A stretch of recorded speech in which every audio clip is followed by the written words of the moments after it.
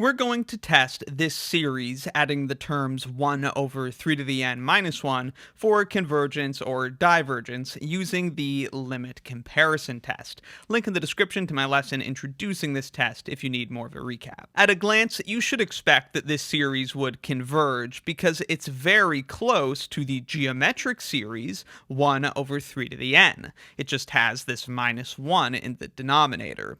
So for the limit comparison test, the geometric series 1 over 3 to the n is exactly the comparison series we'll use. So we look at the limit as n goes to infinity of terms of our original series divided by terms of this comparison series. Dividing by 1 over 3 to the n is the same as multiplying by 3 to the n over 1. So this is equal to this. Then, we'll divide both the numerator and the denominator by the dominant term, which is 3 to the n. So divide the numerator and denominator by 3 to the n, and that will simplify nicely. 3 to the n divided by 3 to the n is 1. 3 to the n divided by 3 to the n is 1. And minus 1 divided by 3 to the n is minus 1 over 3 to the n.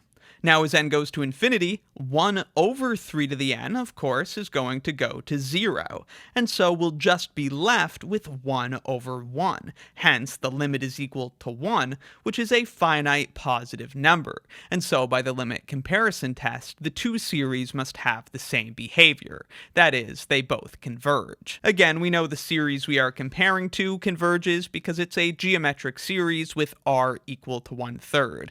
That has a magnitude that's less than 1, so it converges. Thus, our original series is also convergent.